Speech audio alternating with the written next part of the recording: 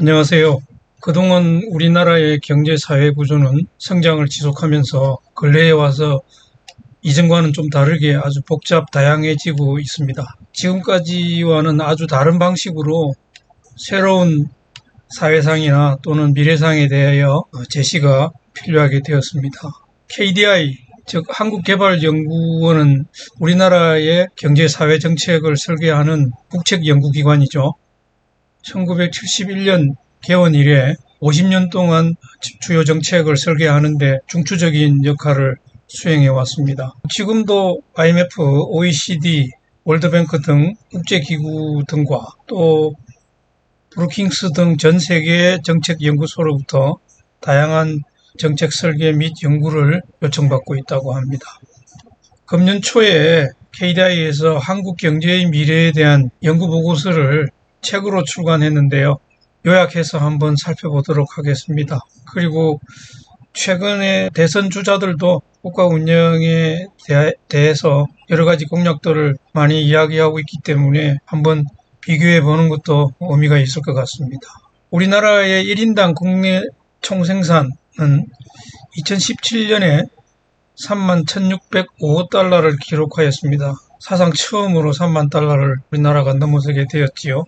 인구 5천만 명 이상 규모의 국가 가운데에서 7번째로 달성한 정말 기념비적인 성취입니다. 또 최근에는 국제사회에서 우리나라에 대해서 공식적으로 선진국 지위를 인정하기도 했죠. 그러나 여기서 잠깐 생각해 볼 게 있습니다. 이러한 경제적 성취를 토대로 앞으로도 계속 지속적으로 발전할 수 있겠느냐입니다. 아마도 다양한 도전을 맞이할 것입니다.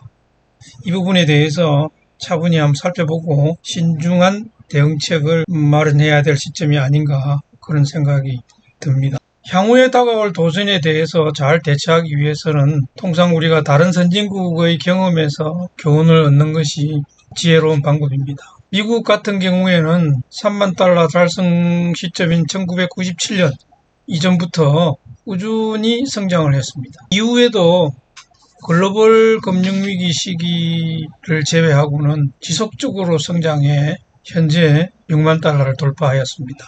그 외에 영국이나 독일, 프랑스 이런 국가들은 대체로 3만 달러를 달성하기 이전까지는 무난하게 성장하다가 3만 달러를 지난 이후부터는 부침을 겪으면서 3만 달러와 5만 달러 사이에 갇혀 있습니다. 이렇듯 선진국을 보면은 3만 달러 달성 이후 성장세를 계속 이어나가기가 매우 어렵다는 사실을 우리가 알 수 있습니다. 일정한 수준의 국민소득을 달성하게 되면은 경제 구조가 이전과 달리 아주 복잡 다양해집니다. 경제 주체 간의 이해관계를 조정하기가 어려워지지요. 또한 성장과 더불어 형평성에 대한 사회적 수요가 증가하게 되고 복지제도에 대한 국민적 수요도 늘어나게 됩니다. 그런데 이 형평성과 복지 등 사회적 가치를 한 차원 높이 추구하면서 동시에 경제성장을 지속적으로 이어나가는 것은 상당히 어려운 일입니다. 그리고 소득 증가와 함께 임금비 역시 상승하게 되기 때문에 노동집약적 산업에 의존하는 데에는 한계가 있습니다. 그래서 지속적으로 경쟁성장을 이어나가기 위해서는 국가의 주력 산업 구조가 자본집약적이고 지식집약적인 구조로 변해야 한다고 하죠. 다른 선진국들이 3만 달러를 달성했던 당시의 경제 상황과 비교해 볼 때 우리의 현재 대내외 경제 상황이 더 좋다고 보기 힘들죠. 우리 역시 3만 달러 달성 이후 성장세를 계속 이어나가겠느냐라고 긍정적으로 장담할 수는 없을 것 같습니다. 향후에 맞이할 도전에 대해서 대응 방안이 크게 세 가지로 제시가 되었습니다. 첫 번째 대응 방안입니다. 국민의 삶의 질을 향상해야 된다. 국민의 삶의 질이 개선되지 않으면서 경제적 지표만 개선된다면 그 성취는 큰 의미가 없습니다. 선진국들이 3만 달러를 달성하는 시점에 비해서 우리는 기술 수준도 그다지 높지 않았고 반면에 노동 투입 시간은 월등히 높았습니다. 한마디로 말하면 노동력 과다 투입에 따른 성과라고도 볼 수 있습니다.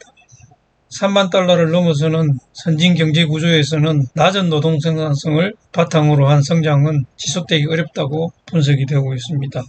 지금까지 우리 경제의 성취가 국민의 삶의 질 향상과 항상 함께 해왔다라고 보기는 어렵습니다.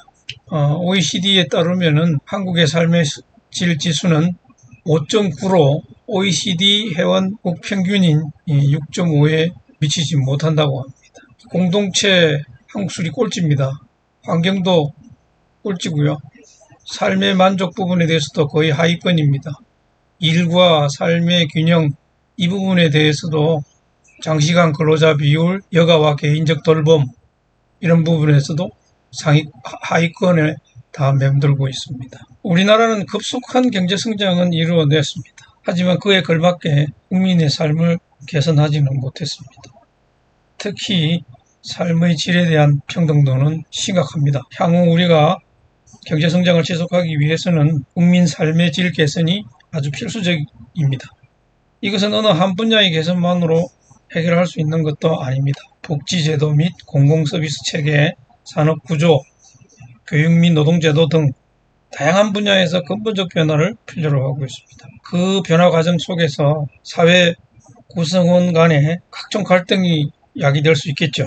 하지만 갈등에서 비롯되는 사회적 비용을 최소화하면서 삶의 질과 평등을 이루어내야만 합니다. 그래야만 경제성장이 진정한 의미를 갖게 되고 지속적인 발전을 이루어낼 수 있을 것입니다. 두 번째 대응 방안입니다. 기술혁명에 대한 대응과 산업 경쟁력 강화입니다. 어떠한 분야가 유망하고 각국이 그 분야의 주도권을 가지기 위해서 경쟁하는 상황이라고 가정을 해봅니다. 그러면 경쟁에 뒤처지지 않기 위해서는 그 분야로 경제적 자원이 빠르게 흘러 들어가야 합니다. 필요한 자본이 제때 공급되고 필요한 기술을 갖춘 인력이 충원되어야 합니다. 또한 자본과 인력을 바탕으로 새로운 분야를 개척해 나갈 도전정신을 가진 기업가도 필요하고요. 그리고 밑바탕에는 새로운 분야로 경제적 자원이 쉽게 흘러가고 그 분야에 도전할 수 있도록 제도적 뒷받침이 필수적입니다. 그렇다면 우리의 현실은 어떨까요? 세계경제포럼에서 발표하는 국가경쟁력지수 보고서에서 지적한 내용을 요약했습니다. 보시면은 정부의 규제가 민간 창업에 부담이 되고 사업하기에 안정적이라 보기 어렵다. 지적재산권 보호 수준이 높지 않다. 교육이 암기적 사고에 비중을 두고 있다. 대외적으로 시장이 개방되지 않고 일부 기업의 시장 지배력이 집중된 편이다. 필요한 인력이 제대로 공급되기 위한 유연성은 조사 대상 국가 중에서 100위권으로 최하위에 머물렀다. 금융시장에서 벤처 자본이 활성화되지 않고 은행의 건전성이 상대적으로 낮다. 창업 비용이 크고 창업 위험에서 비롯된 기피도가 높다.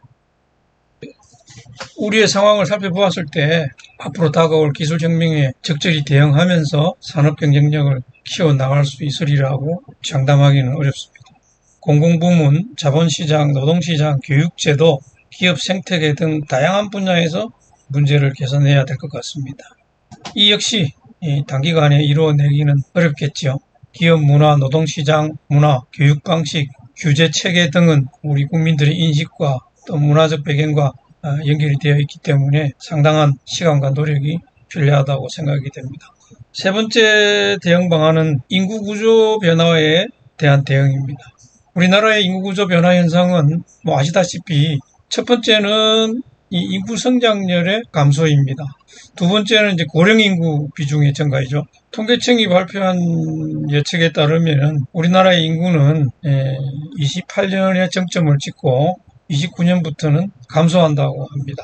그리고 2017년을 기점으로 생산 연령 인구는 계속 감소하는 것으로 전망을 했고요. 그렇기 때문에 노동집약적인 산업은 인력난으로 기반이 흔들릴 수 있습니다. 유소년 인구의 감소는 학령 인구의 감소를 뜻하죠. 그렇기 때문에 현재 교육기관의 운영이 근본적으로 바뀌어야 할 것 같습니다. 또한 학령 인구의 감소는 새롭게 노동시장으로 진입하는 인력이 줄어든다는 것이기 때문에 중장기적으로 산업 전반에 영향이 크리라고 생각이 됩니다. 생산 연령 인구 대비 고령 인구 비중이 증가하면서 공적연금 제도의 안정성도 위협받게 됩니다. 그렇기 때문에 연금 체계도 시급히 대처 방안을 실행해야 합니다. 또한 고령 인구의 증가는 각종 의료 및 복지 등 사회 서비스에 대한 수요를 또 증가시키죠. 공공 서비스에 대한 근본적인 재검토도 요구가 되고 있습니다. 인구 감소와 고령화 진행은 도시보다 지방으로 갈수록 더욱 심각합니다. 인구가 감소하고 청년층이 이탈하고 이렇기 때문에 지방 도시들이 머지않아 소멸될 위기에 빠지게 될 것 같습니다. 농촌 경제의 근간이 되는 1차 산업이 이러한 인력난으로 붕괴될 가능성이 아주 높아질 것 같습니다. 그렇기 때문에 이러한 인구 감소 추세를 감안을 해서 행정체계라든지 지방산업의 재조정도 검토되어야 할 것 같습니다. 구슬이 서말이라도 꿰어야 보배라고 했습니다. 그동안 우리가 성장을 지속하면서 우리의 경제, 사회 구조는 이전과는 다르게 아주 복잡하고 다양해졌습니다. 그렇다 하더라도 향후에 닥쳐올 도전에 대응할 수 있는 정책이라면 과감히 도입이 되어야 하고 시간이 좀 걸리더라도 꾸준히 실행되어야 할 것입니다. 우리라고 초선진국이 되지 못할 이유는 어디에도 없습니다. 대한민국 화이팅입니다. 감사합니다.